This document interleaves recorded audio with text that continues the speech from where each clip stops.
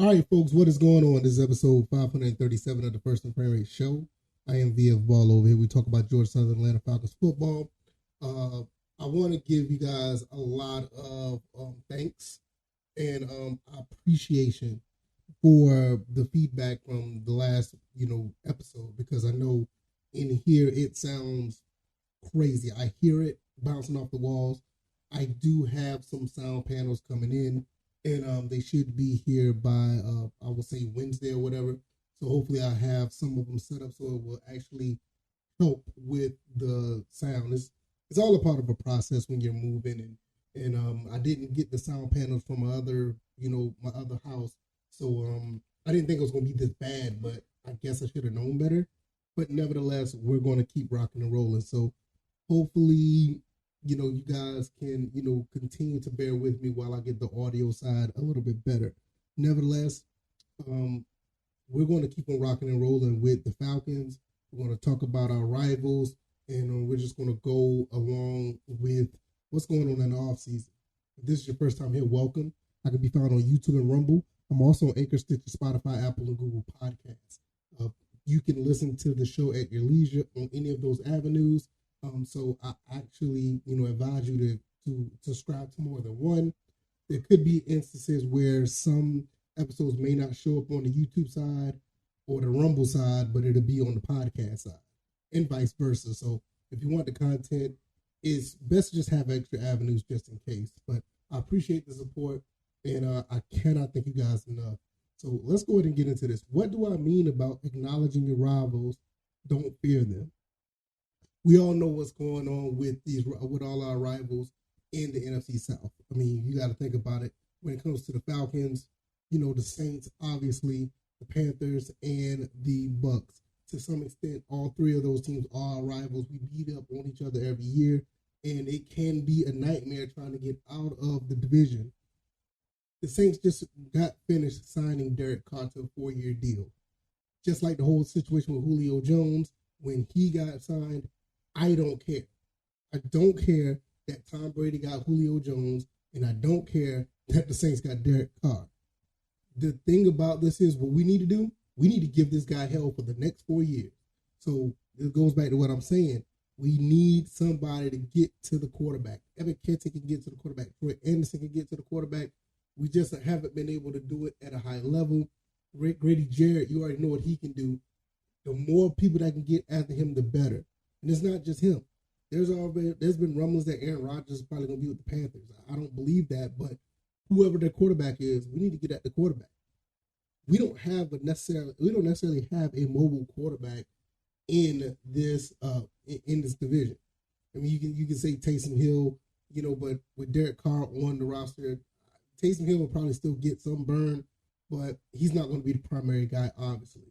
You also have Kyle Trask at the Buccaneers. I don't know. He's very unproven, but I don't never remember him running, out of the pocket to do anything. Nevertheless, we need to get some guys that can get after these people, so I don't care who their quarterback is. It's all negated if you can get a fierce pass rush after these people, so they're our rivals. We want to have friendly competition with these guys, but at the same time, we want to win. We want to win this division. We want to go and have a double-digit, win season. We want to go into the playoffs. We want to go far in the playoffs. And the first thing we need to do is understand our opponent, but don't worry about them. There's nothing to fear. This team that the Falcons have is set up for success. And people may not want to really look at it, but do you realize with the whole situation with Calvin Ridley, he just got reinstated. But do you understand what is going on with the Falcons? They just got a 4th-round pick for him. I think it was 4th or 5th. I think it was 5th. I can't remember. I think it was the 5th-round pick. Nevertheless, you can get some real good value at the 5th round. Look at Tyler Algier. So those picks for 2024 can actually get better if Calvin really performs at a high level and get re-signed by the Jacksonville Jaguars. This is an excellent, condition, excellent clause in the condition of his of the trade that the Falcons made. I don't know what Terry Fontenot and them were trying to do when they did this, but this is a genius move. He can be as good as a 2nd-round pick. I want this kid to get 1,100 yards. I want him to get like 10 touchdowns. I want him to do very good for the Jacksonville Jaguars. Give us that second round pick, and we can continue to build this team. So you have to understand, like, what are we doing with everything that's in the bubble of this franchise. You also have to understand that other rivals that we do have, the 49ers are somewhat of an Atlanta Falcons rival. It's been one-sided in the 90s, but it is considered somewhat of a rivalry. We beat them last year. We have to understand that that team, the way they played, is a high standard level of football. We want to do what they do. Kyle Shanahan runs the ball very well. We run the ball very well. They like to throw the ball every now and then. They have a wide receiver playing running back sometimes. We do the same thing with Cordell Patterson. So we have like a very similar makeup of what they do. We acknowledge what they do, but trust and believe, we damn sure don't fear them. We beat them with Marcus Mariota. You know what I'm saying? So with that being said, I want people to understand that what we're doing with the Falcons is nothing dramatic. It's nothing crazy. It's nothing that is it's nothing really negative. A lot of our fan base try to find things that are negative that the Falcons are doing, and I get it because of the fact that we've been struggling so long. But after 2 7-10 seasons, I think we're going to be right where we need to be, especially with the makeup of the salary cap and the draft picks that we have. We're going to be able to have the other teams in our division definitely give us some respect. You have to understand that when you're looking at, what the Falcons were capable of doing the first year Arthur Smith was here. Arthur Smith was basically, without receivers, basically. Calvin Ridley was, he did his thing. He did all right. Kyle Pitts was, he did his thing. He had a 1,000-yard season. But Matt Ryan didn't have many people to throw the ball to, really. And in that second year, it kind of flipped. We got some receivers, but you saw a quarterback situation with Mariota, and Ritter came in later and did some things. But we're still going to need a quarterback. We're going to need 2 of them at least. And I don't know where we're going to pick the quarterback side, but I'm still a firm believer of building around Desmond Ritter. But I'm still going to ride with it, whatever else they're going to, whatever we go with.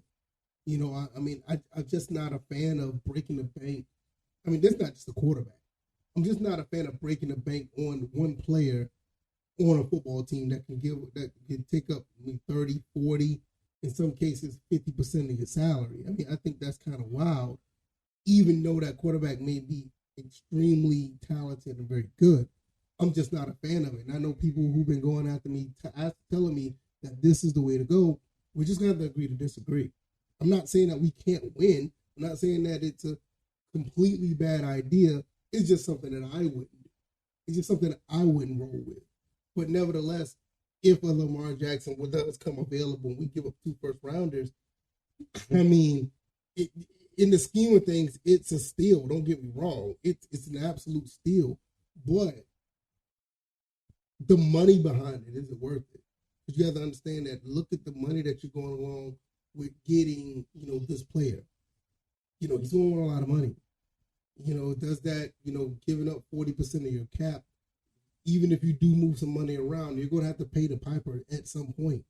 Don't get me wrong. You look at Derek Carr, his contract, 4 years for 150. That's not even in the stratosphere of what, not even in the stratosphere of what some of these top-notch quarterbacks want. It's not even near what Lamar Jackson wants.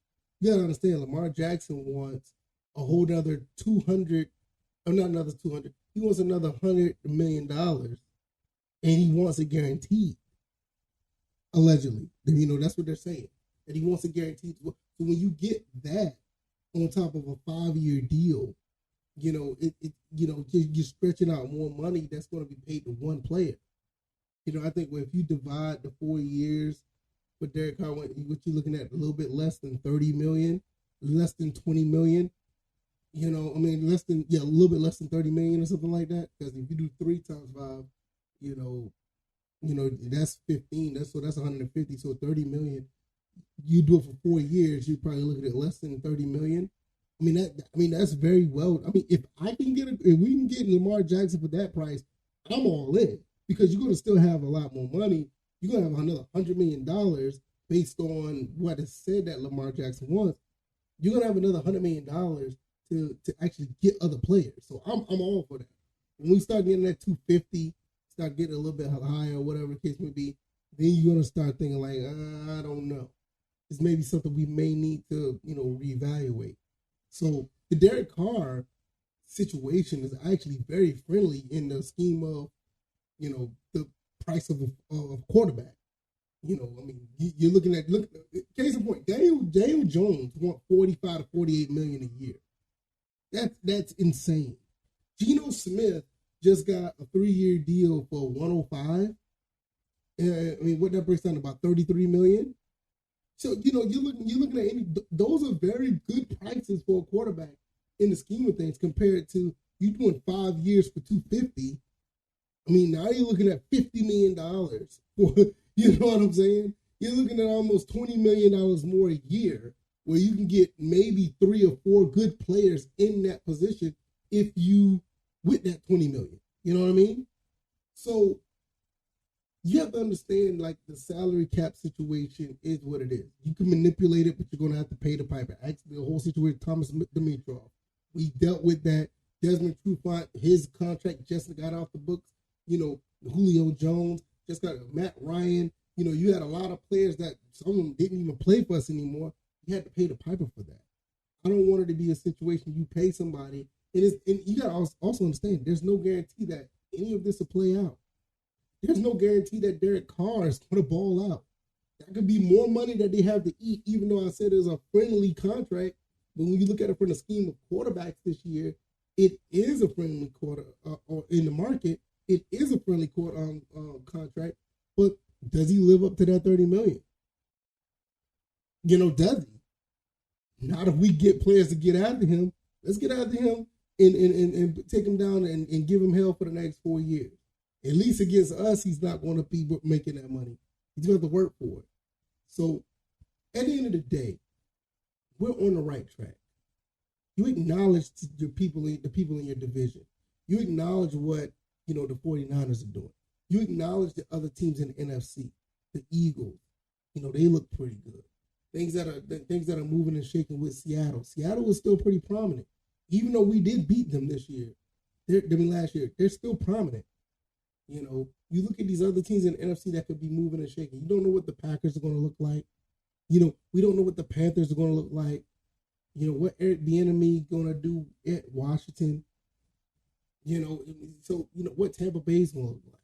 What are the NFC teams that are a threat? We already know what the Eagles are going to do. They look like they're going to reload. But with us, we're in a really good position. Terry Fontenot and Coach Arthur Smith has us in a pretty good position. We just need to execute and make it happen. So let me know what you guys think. If you like this commentary, hit the like button, share this podcast, subscribe to the channel if you haven't already. Thank you guys for putting up with the audio. I know it probably sounds crazy in here. I'm going to try to get it more closed in so I can have more sound panels in here. I got some coming later on this week. Probably going to order some more at the end of the week. So I have like some behind me, some over here, because this room is not like the last room I was in last time. It's kind of weird, but hopefully you guys enjoyed this. Let me know what you think. I can be found on YouTube, Rumble, Anchor, Stitcher, Spotify, Apple, Google Podcasts. I'm going to get out of here. I got to get to work tomorrow. My new job, I'm loving that as well. Everything is just going pretty smooth, and I cannot complain. And hopefully you guys are doing the same. Hopefully you guys can't complain either. And I will see you guys on Wednesday. Well, what I'm saying, Wednesday. I don't do the show like that anymore. So I'll see you guys on the next one. You guys take it easy, and you guys be blessed. Peace.